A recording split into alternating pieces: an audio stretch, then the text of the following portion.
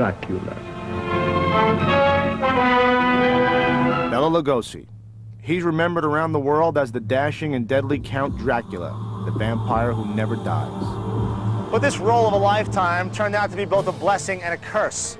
As Dracula, Bela Lugosi became eternally famous. Tragically, his monstrous success would ultimately doom him. On this episode of Mysteries and Scandals, we'll unearth the sad, secret life of the man behind the cape. People were shocked, and oh my goodness, look what happened to Bela Lugosi. We'll learn of the deadly addiction that haunted this master of the macabre from an actor who portrayed him. A lot of landmines here. Could have been terrible. And now a morphine addict and alcohol. I mean, there's such stuff here. And the experts who've studied him. The press just had a feel the Dracula discovered to be drug fiend. We'll also examine Lugosi's turbulent career and private hell. Imagine the despair. Imagine the horror. The tormented life of Bela Lugosi will be explored through historical footage. I don't say I don't like people at all, but to tell you the truth, I only like them if I have a chance to look deep into their heart. And never-before-seen film clips. A person could get killed that way. As well as heart-wrenching photographs and stirring reenactments. I'm AJ Benza. Join me as we exorcise the demons of horror film legend Bela Lugosi.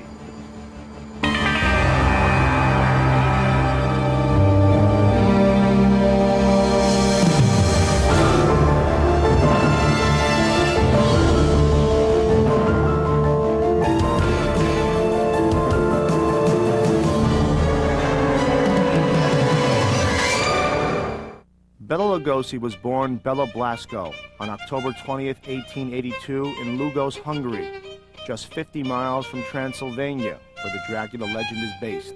Curator of the Hollywood Wax Museum, Jonathan Morrill, explains how Bela's home life was shattered in 1894. When Bela Lugosi was 12 years old, his father died. He walked 300 miles away from his hometown, Lugos, Hungary, to Romania, where he got work as an apprentice in a coal and mining company. By the age of 18, Bela returned to Hungary with dreams of becoming an actor. He learned to channel the suffering of his youth into characters he portrayed on stage. David Durston was a longtime family friend. Bela Lugosi had been a matinee idol in Europe. He did Romeo and Juliet. He even did Jesus Christ. So he was very versatile, but he was also very romantic. Leading man. Though his acting career seemed promising, 33-year-old Bela bowed out of the theater in 1914 to enlist in the Army. Lugosi's war efforts are recalled by Cult magazine creator Buddy Barnett. He was in World War I, and he was injured, and he had a really severe back problem that came back years later. To ease the pain of that back injury, Lugosi started taking prescription drugs, a practice that would eventually prove his undoing. After his discharge, Bela not only returned to the theater in Hungary, but also formed an actors' union. As he later discussed in a 1932 interview, Bela ended up in political hot water. Well, why did you leave Hungary? Political reasons. After the war, I participated in the revolution, and later, I found myself on the wrong side.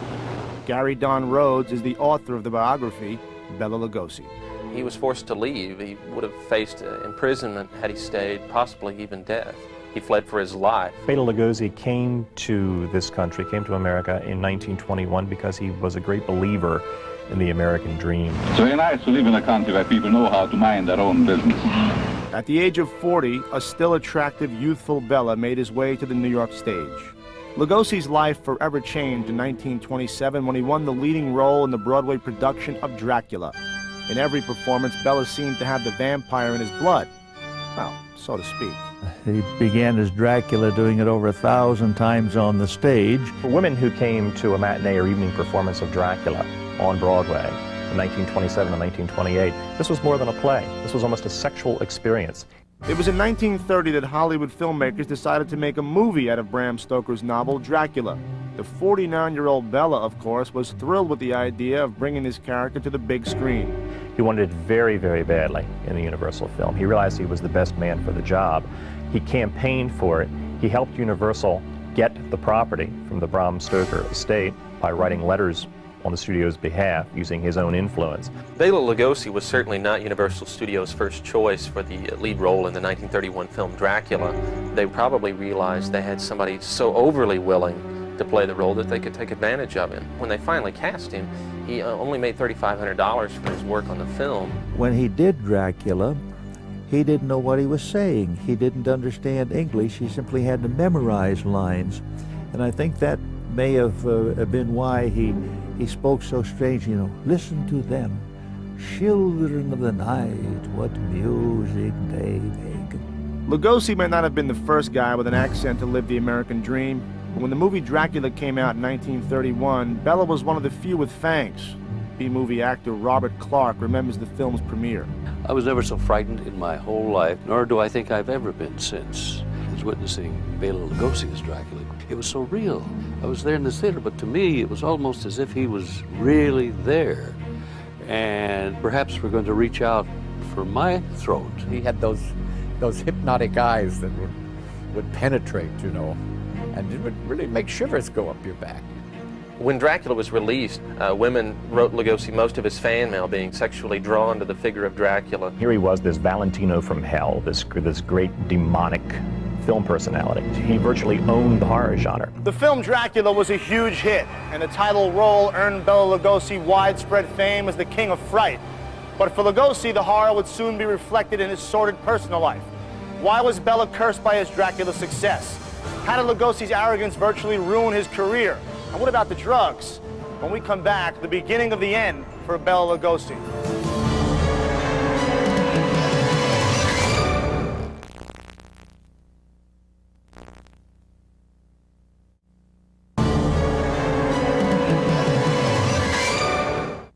Hollywood creature of the night, Bela Lugosi terrified audiences with his performance as the blood-sucking vampire in the 1931 hit Dracula. This role earned Lugosi international stardom. So the big shots at Universal Studios wanted to capitalize on Lugosi's horror film fame. They offered him the chance to leave the Count behind and assume the mantle of the ultimate monster. Oh, it's alive! It's alive! It's alive! It's alive! Following Dracula, Lugosi turned down the role in what was to be Universal Studios' next horror film, Frankenstein. When he was offered the part of the monster, he was insulted. He turned it down because there was no dialogue. All it said was, "Ah!" And you can just hear Bela, "What? I don't do anything, I grunt, you know." He refused the heavy makeup the part required, and the role went to an unknown actor named Boris Karloff. And then, of course, Boris Karloff became a big star. He never really made peace with missing out on Frankenstein, and there was always that attitude, I have created my own monster. Bela's career would never be the same after turning down the part of Frankenstein in 1931. Over the next decade, Lugosi often found himself playing second fiddle to Hollywood's new favorite ghoul, Boris Karloff. Oscar-winning director Robert Wise recalls Lugosi's fall from grace. His career was on the way down at this point.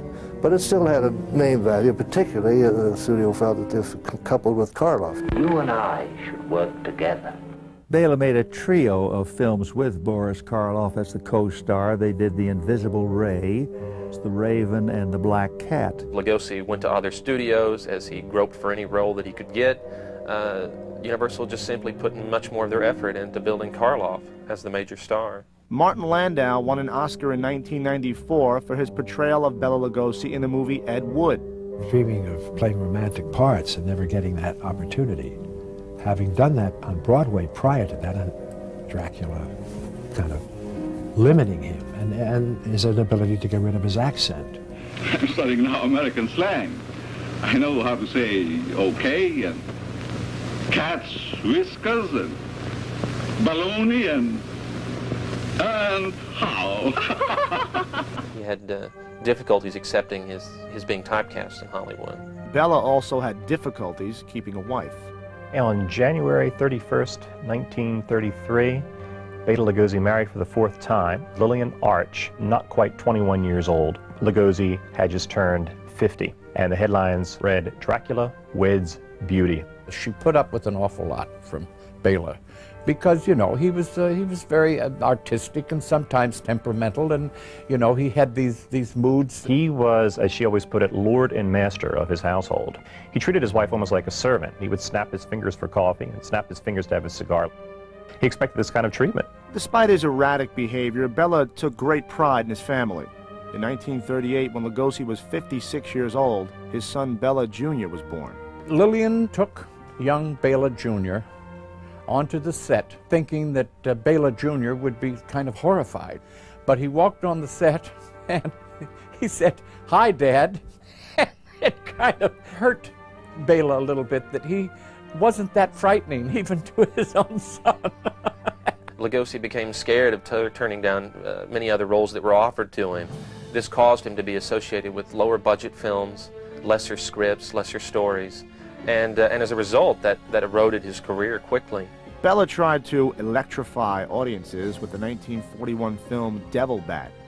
Our theory of glandular stimulation through electrical impulses was correct. Mila Nurmi is remembered as television's cult idol Vampira and knows firsthand how cruel Hollywood can be. Hollywood is known as a town that turns its back on you when you're down, arbitrarily, and that is true. But I don't think they would have done it quite so dramatically with Bela, were it not for the fact that he was also a monster. So he was not just an unemployed actor, he was an unemployed monster. Now, since I played Dracula, I'm the boogeyman. Of course, he later played the Frankenstein monster. It was pretty far down the road, and he really considered it a come down at that point to have to do it. He was 60 years old. He was not in the best of health. He had to wear this incredibly heavy makeup. During the shooting, Lugosi collapsed. Bela Lugosi's collapse was, in fact, due to his addiction to prescription drugs. There is some debate about whether Lugosi was a full-fledged drug addict yet, but there's no debate he was desperate for a comeback. While doing B-movies, regional theater productions, and celebrity appearances, Bela relied on his Dracula persona to get the attention of the press and public. He slept in coffins and drank blood and all that sort of baloney. First, you're a 19th century matinee idol from Europe who is very handsome. Then you are this handsome man who is suddenly scary, as well as handsome. Then you're considered by the public simply to be scary. Then you're considered by the public to be camp. Then you're unemployed. By 1952, Bela Lugosi had come full circle in Hollywood. From the heights of his Dracula stardom, he was now a forgotten actor. He was condemned to star in silly movies like Bela Lugosi Meets a Brooklyn Gorilla. Anyway, for the struggling 70-year-old, this could not be more humiliating. Tragically, this was not the end of scandal and heartache for Bela Lugosi. When we come back, we'll reveal the scars of a fallen Hollywood idol and share his struggle for a final comeback.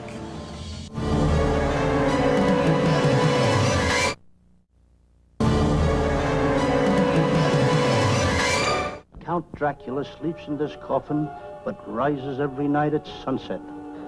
Chick is right. This is awful silly stuff. After terrifying audiences with his acclaimed performance as Dracula in the 1931 film, hard luck and bad choices sucked the life out of the promising career of the Hungarian-born actor Bela Lugosi. Welcome back to Mysteries and Scandals. I'm A.J. Benza. The 1948 movie Abbott and Costello Meet Frankenstein was the last picture Lugosi made for a major studio. By 1952, Bela's life was on the rocks.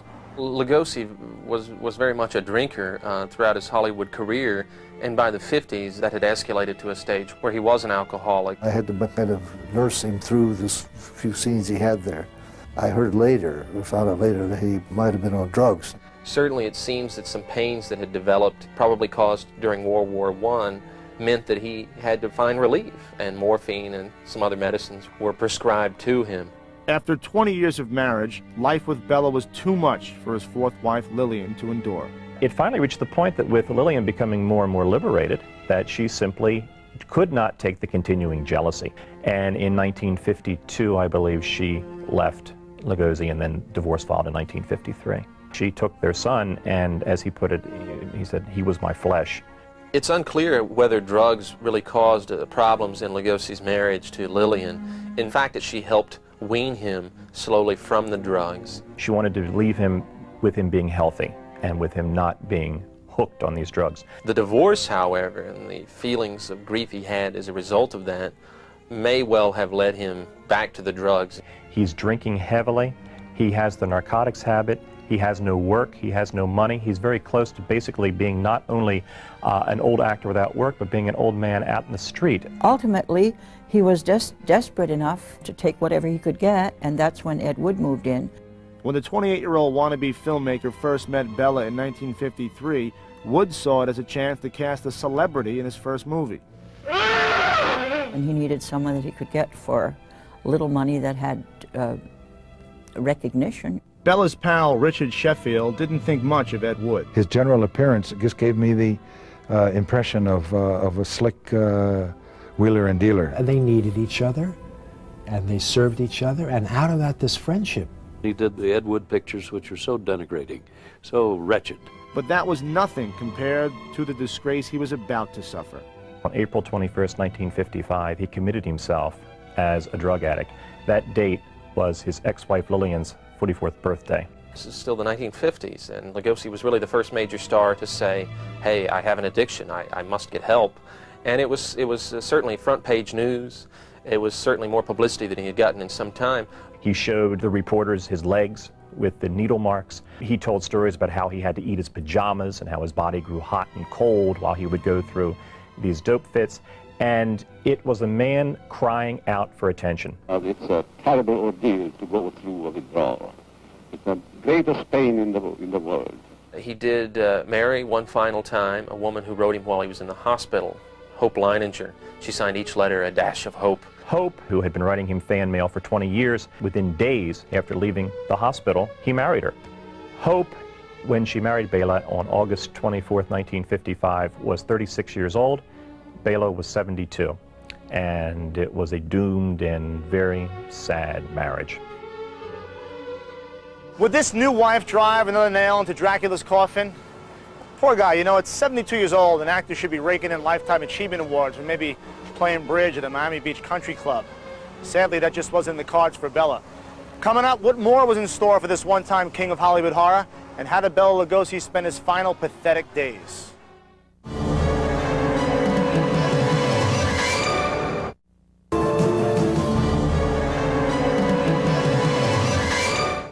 After starring in the hugely successful film Dracula, movie boogeyman Bela Lugosi endured decades of despair, scandal, and personal heartbreak. In 1955, Lugosi was released from an LA hospital after a 3-month stay to fight his addiction to morphine. Days later, the 72-year-old actor married a 36-year-old woman named Hope. What he could have used was a little faith and charity.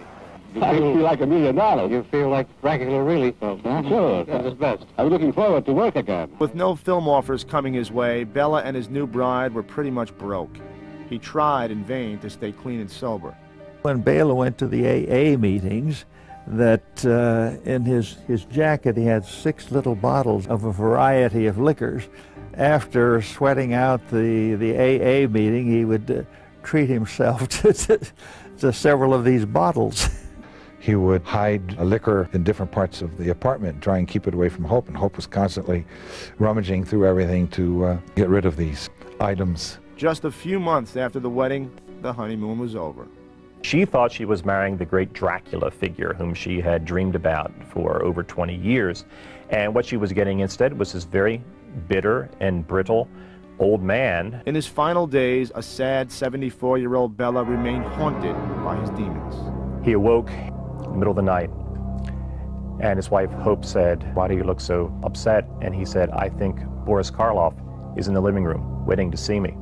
You'll never get rid of me. He talked about how really terrified of death he was. The last day of Bela Lugosi's life would have been August 16th, 1956. He died in his sleep of a heart attack. And when Hope got home that evening, she said, he looked funny. And she got the landlord, and the landlord came in and said, "Looks good to me." She and the landlord said, "Well, before we call anyone, let's get the liquor bottles out of the room," because they didn't want him to be found that way. Bela had always wanted to be buried in his cape. I said, "Why don't you use the entire full dress?" In death, he made his final performance, characterized as Dracula. Famous comedian said when he heard that Bela Lugosi had died, "Don't worry, he'll be back."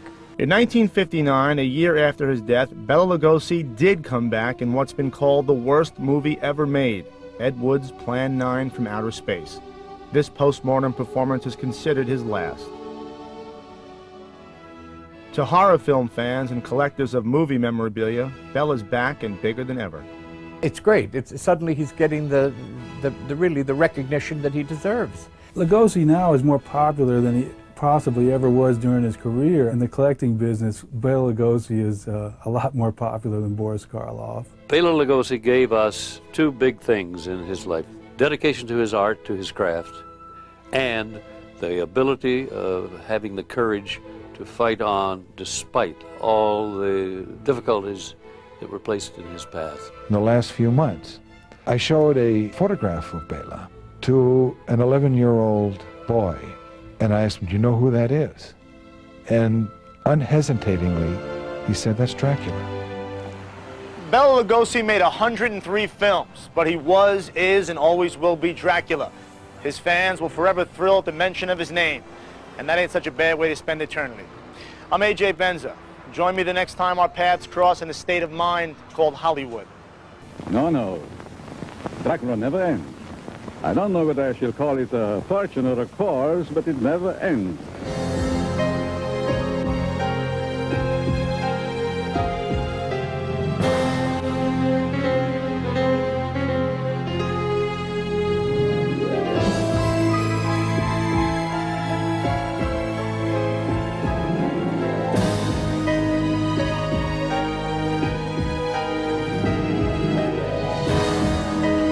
Goodbye.